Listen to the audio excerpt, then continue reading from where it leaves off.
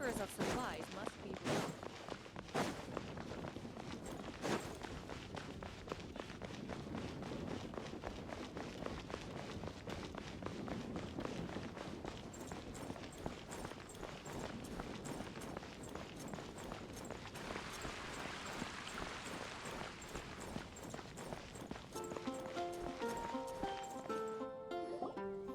Hey, Durin! Any more clues for us? We're all set for the next chapter. Yeah, I was just about to come find you. Let's see what it says. Now sprout to life the story's seeds, stirred by wind-borne melodies. Then on that breeze the music leaves, fading into distant memories. Seek the place where wind and tale entwine, and once there, make 3 riddles into verse, and 3 melodies into song. For in poetry and song will this story start to blossom. Come on! Another riddle? All that talk about wind and melodies? What do you think the answer could be? Oh! Care to elaborate? Wind? Music? Poetry? Tone-deaf bards gotta know the answer. You mean Lord Barbados? Albedo introduced us when I first arrived in Mondstadt. I mean, someone like me was bound to catch his eye sooner or later. It's better that it's out in the open anyway. Now, how should we track him down?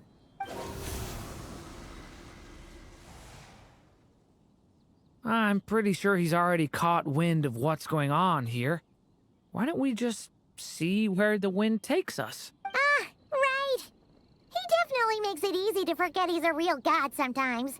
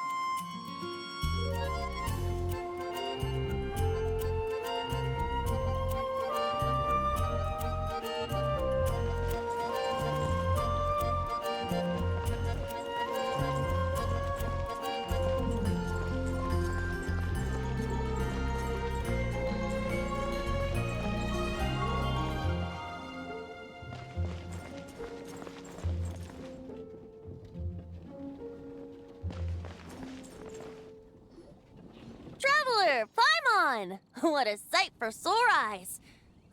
And the little dragon from the fairy tale world. I heard your voices calling out to me on the wind. Something about needing help with a riddle? Sorry to disturb you, Lord Barbados. Disturb me? Not at all! To tell you the truth, I'm just as curious about this riddle as you are. Let me take a look.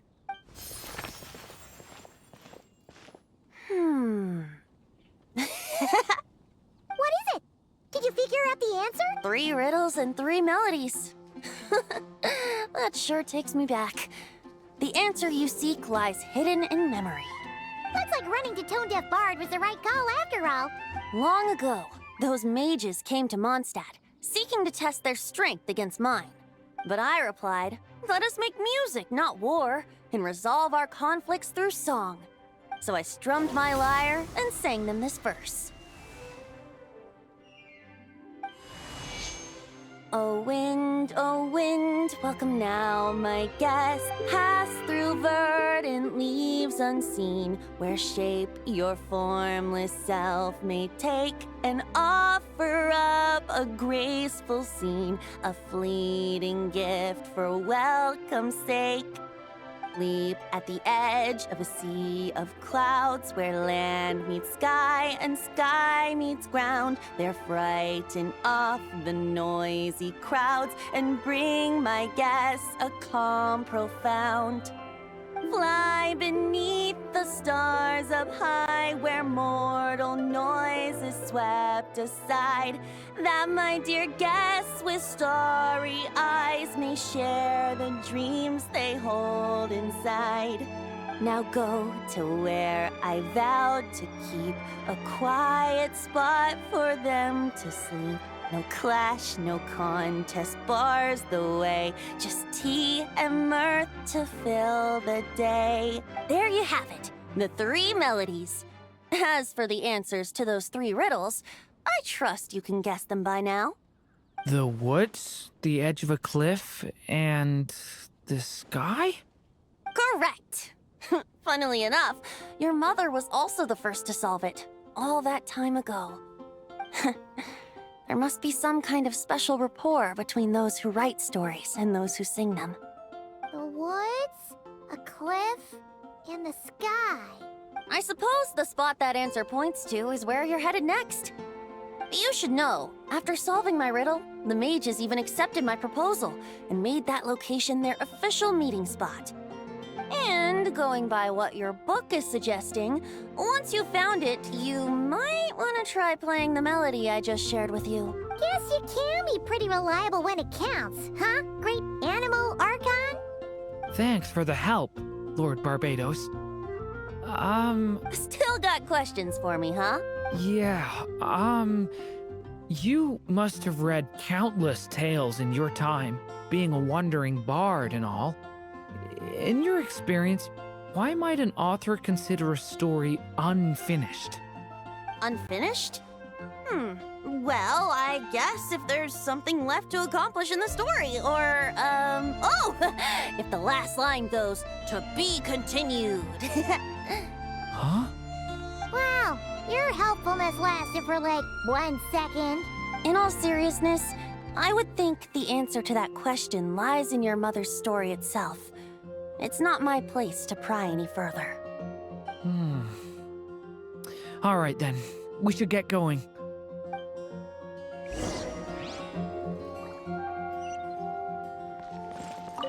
I wonder when their next meeting will be.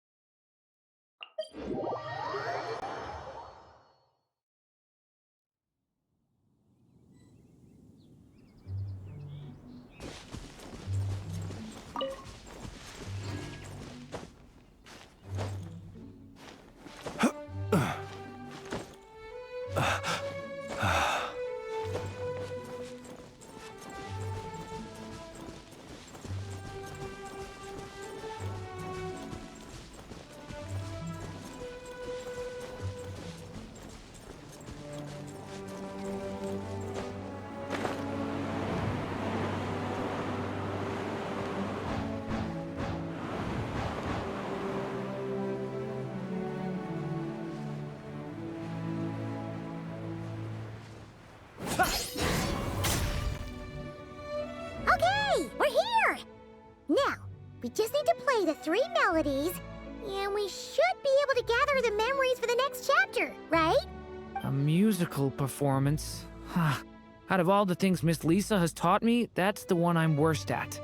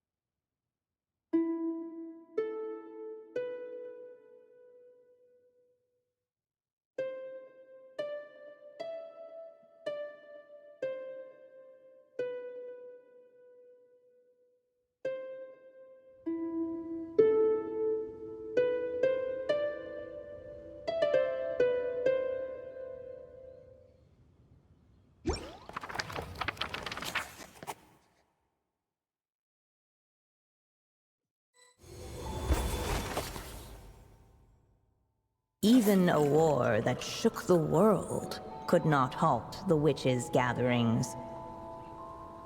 Yet even so, with the passing of time, 3 of their teacups no longer came to be set. The witches did not linger long in sorrow, for the Story Witch had brought glad tidings of her own. Born was her dragon child, safe and sound. Her fellow witches offered up their blessings, eagerly debating how to celebrate the child's birth.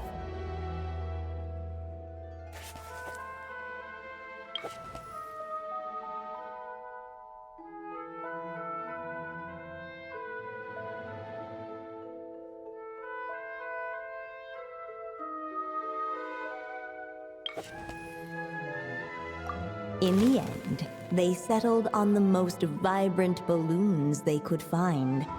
After all, what could be more joyous than the arrival of new life? And so, the witches' gathering turned into a birthday celebration.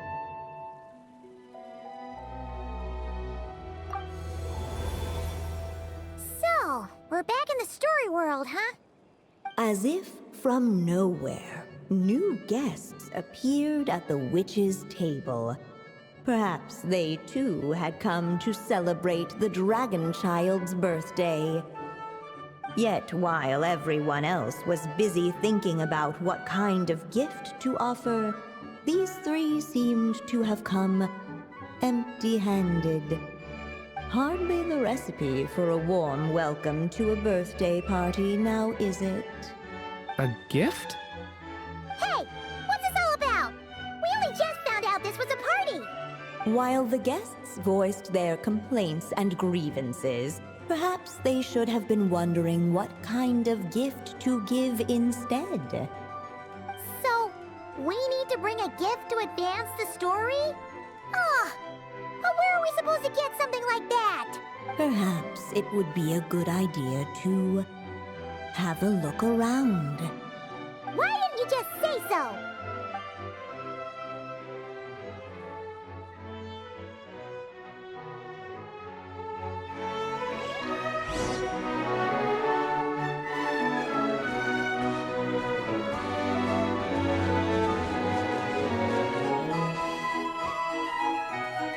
No mark had been left on the page ahead.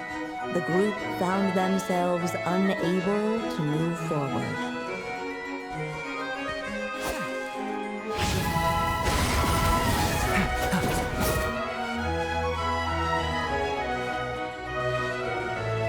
No mark had been left on the page ahead. The group found themselves unable to move forward.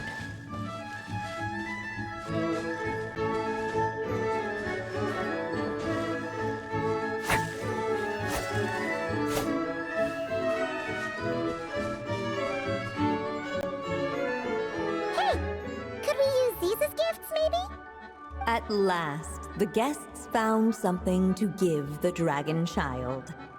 Guess that's a yes then. Which one should we go for?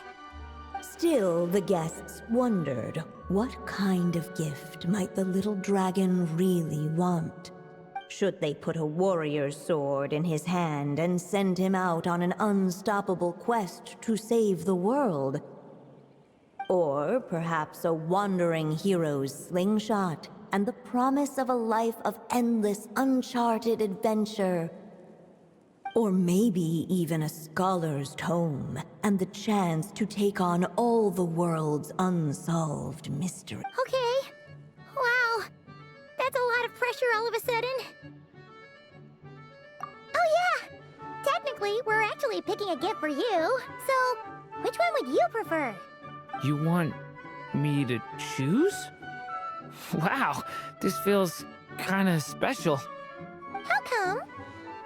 For as long as I can remember, I've spent most of my time living in the stories my mother created. I always thought my mother had everything written out for me already, just like the toy figures in Constellation Metropole. What I wanted to do with my own future. Huh. That's something I've never really thought about. What did I want back then? Ah, this is the first time I've ever asked myself that question. Sounds like this is the perfect opportunity to answer it then. It's been a while since you left Simulanka, and after everything that's happened, it might be about time to start thinking about your future. Then let me give it some thought.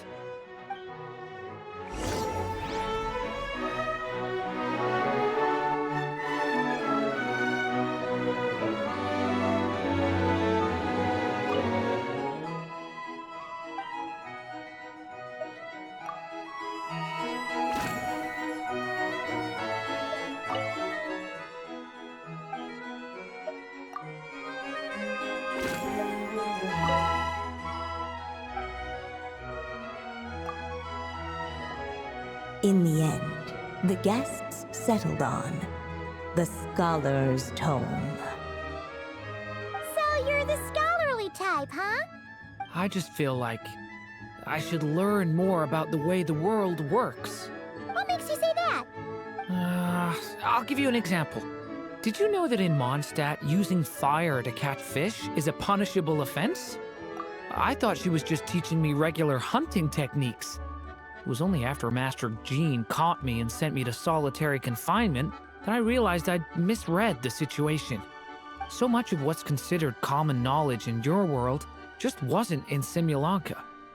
So I have to learn, or I'll keep causing trouble for everyone else. Paimon's not sure that counts as common knowledge.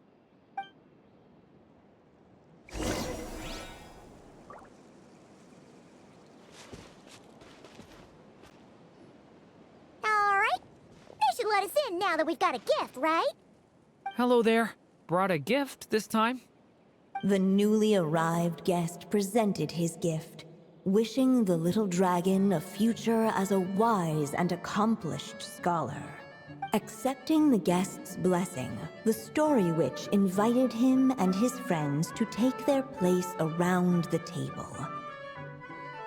Finally, she could introduce them all to her dragon child, telling all in attendance about the moment of his hatching, and of course, the name he'd been given.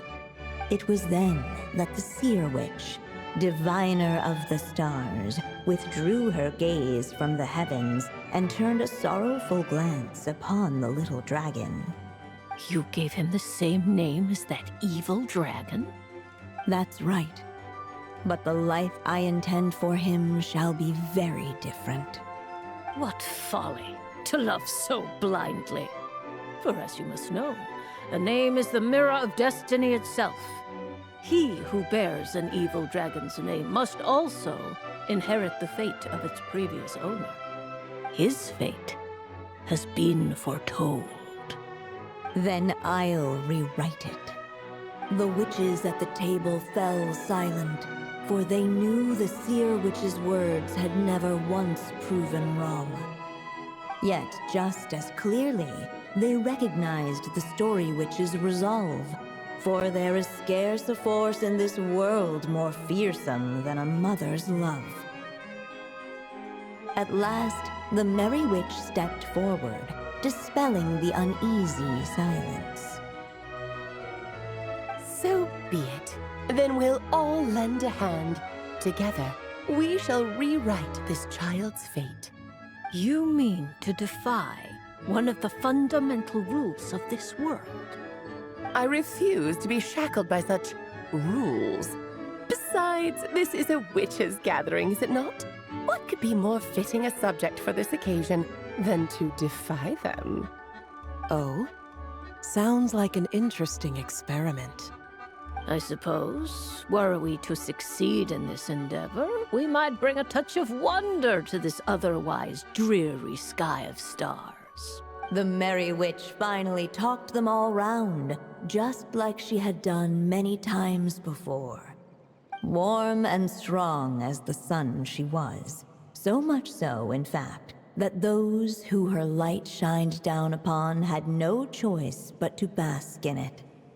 And so the witches readied their gifts, 3 marvels of the cosmos. For this child, I shall decipher the ravings of the heavens and lay bare before him the trickery of fate. For this child, I shall leave a formula powerful enough to unravel the very origins of this world, that he may seek another solution for the conundrum of his life. For this child, I shall call upon wondrous magic to make possible his impossible wish. All the Story Witch had was the pen in her hand, yet with the love that flowed from it, she resolved to bring forth a marvel of her own. For this child, I shall leave behind the last story I will ever write, and with it, a path to an ending yet untold. With the witch's blessings given and received, the little dragon's fate at last began to turn. In the midst of the dragon child's birthday celebration, the seer witch proclaimed her prophecy. The child had been given the evil dragon's name, and with it, the burden of its fate. But hearing this, the Story Witch vowed to rewrite it all, for such was her love and resolve. And so the other witches offered their gifts in turn, marvels as rare as any in the cosmos. Together, they sought to test one of the fundamental laws of this world, in part to support a mother's love, and in part to sate their own curiosity. Oh, and I almost forgot. Our new guests came bearing blessings of their own. Who knows? Perhaps this extra dash of wisdom might be all the little dragon needs to change his fate.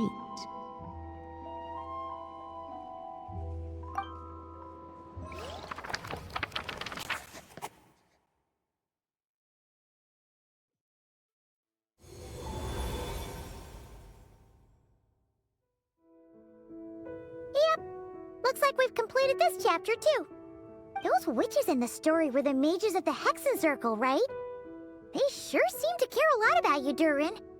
But, Paimon kinda had trouble following their conversation. Just a bunch of mystery, as usual.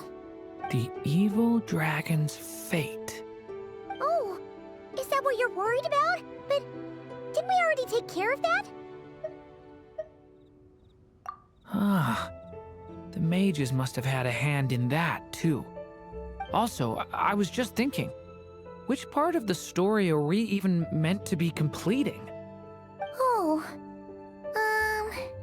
it feels less like we're filling in the gaps and more like we're adding something new altogether. But we use the ink, right? And the book hasn't given us any more clues, so that must mean our task is complete. At least for now. Yeah, I guess we're doing something right. Maybe I'm overthinking things. It's just, this is my mother's final wish, so I don't want to mess it up. Anyway, thanks for all your help. I'll let you know as soon as the book reveals a hint about the next chapter. Okay then. See you in the next chapter.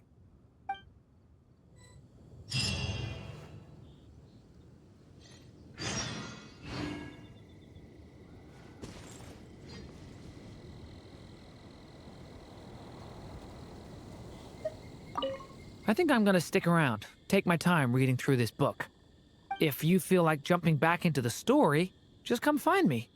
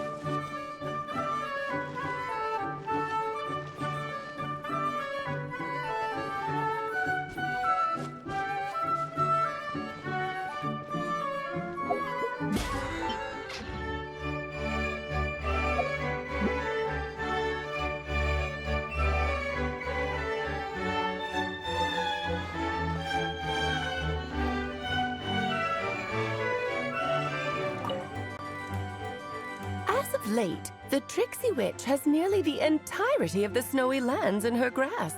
Now none but the Tsar can command her submission.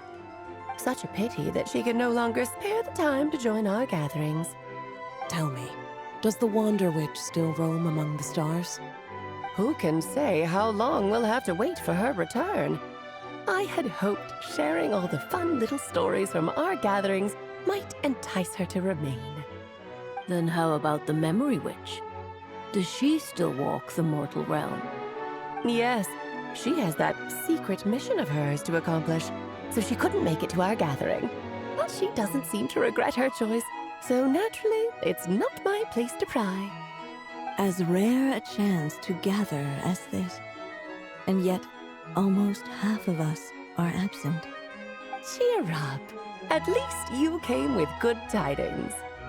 I suppose I'm just feeling a little sentimental. After all, there will come a day when I, too, am among those absent at these gatherings.